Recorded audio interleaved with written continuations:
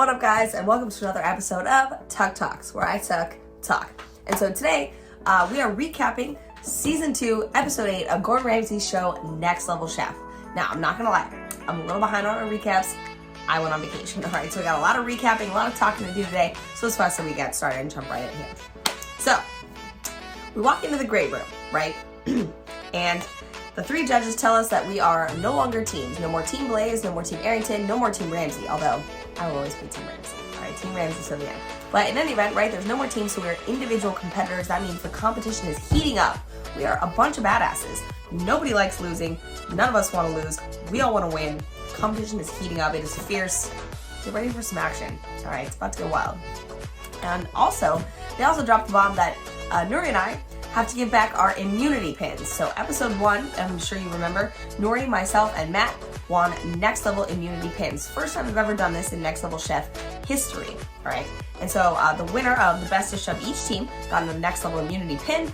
I won best dish overall, saved my team that day, but in any event, we brought our immunity pins. Nuri and I still had ours left. Matt had to use his. He was eliminated since then. But Nuri and I are still here, still with our pins. We have to give them back. Both of us are not stoked about this, so there's no more safety net, no more security blanket. It is every man for himself. No safety blankets, training wheels off. It's go time. Then we find out that the challenge of the day is going global. All right, so I don't know if you know this, but I have a cooking class series called Eat Around the World, where we pick a country, a new country every month. We check out the signature dish of that region. We check out new flavor profiles, techniques, and we incorporate that into our repertoire, so we explore the world by eating our way around it, all right? So my passion is food and travel, and I blend them together in this class where we learn, hang out together, and have a good time. So I'm feeling pretty confident about this Eat Around the World global series challenge day that we have. I'm feeling good about it. I feel like I can explore the world. Even if I've never been there before, I'll probably muddle my way through and make it happen. So I'm feeling pretty good, feeling pretty confident. So they also announced that the top level kitchen is closed. Nobody starts at the top. You gotta fight your way at the top. All right, so that means that the remaining members of the competition here are gonna be split between the middle and basement depending on performance. So heading into the middle kitchen, we have Teeny, we have Marine, we have myself, Nuri, Omi, and Chef Pilar. So that means there's 6 of us on that middle level kitchen fighting our way, hoping to get to the top. That also means on the basement level, we have Shay, Preston, Vinny, Michelle, and Chris. So we got 6 and 5. There's 11 of us left. Competition is fierce out here. So we're all gonna go global and fight it until the end. So we land on the middle kitchen, right? Step out of the elevator. It's an industrial kitchen. It's exactly what it is, right? It is a purely good kitchen. Good. Nothing great, nothing fancy, but everything you need to pull out a solid dish. I pity the people on the basement. I hate the basement. It is not cute. It's real ugly in there. It's hard to cook in there. You don't get the best ingredients. The basement is not a fun time. So I'm feeling pretty good that I have landed myself in this middle kitchen. It has not been easy, let me tell you. It is not an easy time, but I'm in the middle, I'm feeling good. So Naisha and Gordon are on our level, and Blaze is in the basement right now. And so they're like, all right, when the platform turns green, you know what that means, get after it. And so, you know, I'm hoping, so we've already done a Mexican challenge, we've already done a Chinese challenge. So I'm assuming those 2 countries are not gonna be there, right? Now I'm hoping, maybe, just maybe, Italy is on that. All right, maybe Italy is on that platform. And so what you're gonna do is you're gonna run up to the platform. There's gonna be a box, all right? And there's this box and it's got the country, name, and flag on it. That is all the information you have. You don't get to peek in the box. You don't get to see what ingredients are in the box. You just go up, grab a country box, and go back to your station. 1 box, no fuss, no muss. So basically, that's a little intense, right? So we run up. I'm hoping I see Italy. Immediately see Italy. Grab that box. I'm Italian. I'm half Italian. I'm actually half Portuguese as well. But I'm half Italian, and that's where my love of food really started. It was from my Italian side of my family. My nonna was cooking in the kitchen, making all sorts of dishes. My nonna was out in the garden, growing vegetables, growing fruits, and they made this love of food in me that I have carried with me for many years. And so I'm so stoked to see Italy on there. I'm glad that I got it before anybody else. I can't imagine how, I didn't make it first to that platform. I don't know why nobody else picked this box, but like, thank you. Thank you guys so much. So I'm just super jazzed. And so go back to my station with this box over here. I'm wondering what they picked for the signature dish of Italy. I have no idea what they would pick. I got some ideas in my head. I'm thinking maybe carbonara, some pasta. So it's finally go time. I open my box. It's veal parmesan. I can make veal parm. When I was a kid, my nonna always used to make that for me. She would pound out her veal super thin. Veal parm's kind of not more of a fancy Italian dish, right? It's more of a homey, cozy kind of comfort food dish. And believe me, it was always comforting every time she made it. So I see some pasta dough in here. I'm like, oh my God, I'm gonna roll out some pasta. I'm gonna bread and fry up this veal chop. It's gonna be so juicy and delicious. I'm gonna make my own little tomato ragu over here. Get a bunch of cheese in there. It's gonna be so delicious. Boom, I'm ready for this challenge. So I take off. I'm starting to use the pasta machine, crank out my pasta, make my fettuccine noodles over here. I do my 3-part breading system on my veal chop. I'm making my tomato sauce, caramelizing the onions first. I'm gonna blend that, make it super smooth, getting some fresh basil in there, getting a little herbs and spices, garlic. I'm going all out over here. I season my breadcrumbs. Like, I am not playing here today. This is gonna be a super delicious veal parm. I can't wait. I'm jazzed about this dish right now. I do know, however, that there is a little drama going on in the corner of my eye. So before we get started, we kind of all talked about what what countries we hope to see on these boxes. And I know Omi was like, oh, maybe Spain will be on there. And what do you know? Spain's on there, but Teeny gets there first. So whoop, swipes and grabs that box. So Omi doesn't end up with Spain. So that means Teeny's ending up with the Spain box.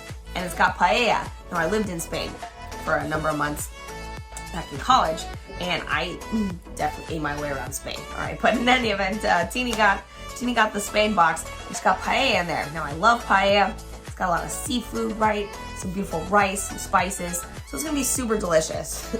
And so I know her and Omi had a little moment there, but all good, right? All love in the hood. So we're off to the races here. I know Stretch got Thailand. I know Pilar's got Jamaica.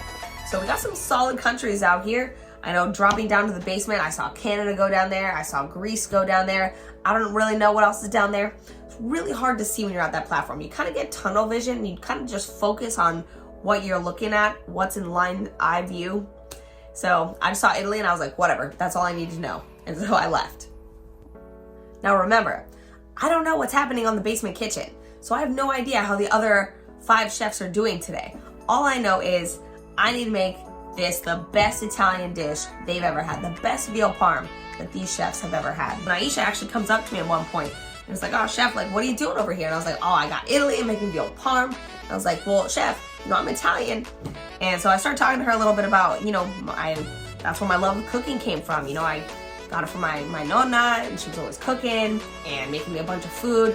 And that's where my love of food came from. And now I just love sharing that love of food with my students, cooking in classes, sharing my food with the world, doing pop-ups, doing private dinners, right? Private chefing. I just love bringing my food and my perspective on food to other people, hoping that it brings smiles. That's at the end of the day, really all that I want to do through food is bring my love of food to people, make people smile, and just share that love of food. Food's like a commonality that all these countries have, right? Food is like a common thing that everybody in this world shares. So I'm just really excited to put my best effort forward here. But I did get to share a little bit, and during that episode, they flashed some pictures of me and my grandparents, and it was just really heartwarming to see that little throw out to them, because I know that if they were still around, they'd be super proud of me today, and for bringing light to some dishes that they used to make me. They're from such humble beginnings out in Italy, in the southernmost part of Italy. We're Calabrian, we're Calabrese, so we're the bottommost part of Italy. So it's just really cool that I got to elevate and bring to life this, simple classic dish that they used to love and make for me because they loved me, that I get to make this and elevate it and just be the badass force to be reckoned with that I am in the culinary world, right? So I just feel super proud, and I'm really proud to represent myself, my family, my heritage here. Really proud today. Well, hold on. It is the mid-round mayhem. All right, so the platform starts coming down for the second time, right? The mid-round drop. Again, never supposed to screw you up, only supposed to help you. So mid-round drop comes down, I'm going up to it, I'm looking around, I see a black truffle. I just pull that baby right off the shelf and go back to my own business over here. I'm like, you know what's gonna elevate this even further? A little black truffle, all right? I work at a company called Truffle Shuffle. It's where I teach my Eat Around the World series currently. So you should definitely come and check that out over here. We use black truffle in a lot of dishes. I'm really excited to just throw a little truffle in this dish, and I just really hope the judges are gonna like that combination. So towards the end of the cook, both Chef Ramsay and Chef Naisha are coming up to me, kind of checking in. How's your veal chop, chef? How's your veal chop, chef? And I'm like, fine. I don't know. They're like, well, it's kind of raw here. It's kind of rare. And I was like, no, I'm gonna finish it in the oven. It's cool. And so I wasn't worried about my veal chop, but now that I'm hearing that both of them are worried about my veal chop, now I'm worried about my veal chop. Now we're all worried about my veal chop. Amazing. So now we're all worried. Thanks, guys. I'm just kidding. But honestly, I am now concerned about the cook on my veal chop. I see that I have like 2 minutes left. I'm kind of starting to panic. I'm not gonna lie to you. But I managed to come up with a plan, right? Because the rest of my dish is fire. I'm like, all right, I got this. So my plan is to just slice it in decent sized chunks so it doesn't dry out, but only use the non-middle section so I get some nice perfectly cooked ones and not that kind of extra rare slice in the center. No problem, I got this. Where there's a will, there's a way. We can fix anything. We fix this, hold on. So I get my dish all plated, it's beautiful. I get the correct slices of veal on there that are nicely cooked, right? Veal parm, black truffle, I'm super confident. Run it up to the platform. I see the Pilar is who I'm sharing a station with, basically. So on the middle floor, there's a station that two chefs are kind of sharing a 6-top burner. No problem, I can share. I'm from San Francisco. Our kitchens here are exceptionally small, as you can imagine. Not a lot of space expensive. Kitchens are small here. So I'm used to sharing a lot of space with a lot of people. I'm used to sharing a little space with a lot of people, actually. But sharing the space with Pilar, come to find out, running up to this platform, just got like 4 seconds, 3 seconds. Luckily, Stretch is there with his tall ass, and he just kind of pops it on the platform for her. So, she dodged a bullet there. That's some teamwork right there. So, luckily, we all made it on the platform on this middle floor. Hopefully, the basement's doing all right down there. We can only hope. And now, we off to judging. So we roll into judging. I'm the first one they judge, and they're like, first, we're taking this trip to Italy. I say my sauce has really nice depth of flavor. They say that it was a bold choice of execution to cook that veal chop whole, which, yes, it was. But I managed to get it on the plate just perfectly cooked. They liked the addition of the truffle. They said they had not seen veal parm with truffle paired up before, but they liked it, that was a bold choice, but it came together.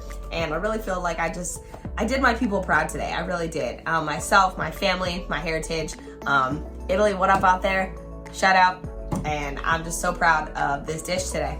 And the 3 best dishes of the day are the Indian tikka masala, the Canadian poutine, and your boy's veal parm from Italy. All right, so that means that the 3 of us will be moving to the top level kitchen for episode 9. And that means all female power. That is Michelle's Canadian poutine. That is Omi's Indian tikka masala. That is Tuck Sauce's veal parm. So that is women power, lady power, girl power up at the top over here, representing hard. So that is 1 home cook, 1 social media cook, and 1 professional cook. All right, so we got 3 ladies representing the 3 categories, dominating out in these streets over here. All right, so all these other boys out here better beware. All these other girls better beware out here. Girls are representing this season. But unfortunately, with the highlights, there's also the lowlights. And unfortunately, Pilar, Vinny, and Preston are all facing elimination today. Their dishes just didn't come together quite as they hoped. So unfortunately, the 3 of them are facing elimination. Eliminations are 3 chefs now, not just 2. It is 3 chefs in each elimination. So unfortunately, Pilar, Vinny, and Preston off to elimination. So hoping for the best. I got 2 Team Ramsays in there. I know we're no longer teams, but that's 2 Ramsays and 1 Arrington in there. And I'm not feeling good about this 2-1 Team Ramsay elimination. Not feeling good about this at all. We found out the elimination challenge is duck à l'orange. So the little French dish over here. So I'm hoping that Vinny and Preston can cook some duck à l'orange. I know Pilar's cooked duck à l'orange probably a bunch of different times. She's a professional chef, right? And although Preston's a professional chef as well, he is super young. He's only 19 years old. And Vinny being a firehouse cook, you know, home cook, he might not have cooked duck à l'orange before. So I'm just really hoping that my boys pull through. Of course, I'm rooting for Pilar. Always rooting for the females out here, but hoping my boys in gold can pull through for Team Ramsay. Team Ramsay at heart always, man. So I'm sitting in the winner's lounge, right? The green room with Omi and Michelle over here. We get to watch this elimination, and basically we see that Preston, Vinny, and Pilar all put up beautiful dishes. Unfortunately, Preston's didn't come together quite as he hoped. The sauce was a little sweet, didn't really cut through the fattiness, the richness of the duck, and unfortunately both Naisha and Richard decided to eliminate that dish and sending Preston home. So we're all really bummed to see Preston leave. But we're all really proud of him. I mean, remember, the kid's 19 years old. He did an amazing job. And someday he's going to kick a whole bunch of ass out there, all right? So definitely keep your eyes out for Preston. He is not done in this culinary world. He is just getting his footing, just getting started. So really proud of our kid. And then that's the elimination. So we got Vinny, we got Pilar surviving, headed into episode 9 over here. And really just ready to fight it out. I mean, there's now down to 10, all right? We started today with 11 without Preston. Now we are top 10 heading into episode 9 over here. All right, top 10, here we go.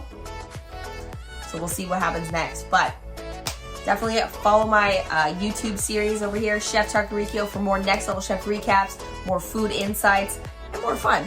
And also check out my culinary classes online. Become a Gastronomy Gangster and cook with me as we eat our way around the world every month of the year, all right? Not just on Next Level Chef, but we eat our way around the world every single month. Follow my Instagram, follow my TikTok, Chef Takarikyo. And hey, if you need any private chef gigs out here, and a chef for any of your events, holidays, whatever, you want some meals, you want one special event, you need date night, I don't know. If you need a private chef, email me, cheftakarikyo@gmail.com, and I got you, all right? And I'll see you around the internet for another recap very soon.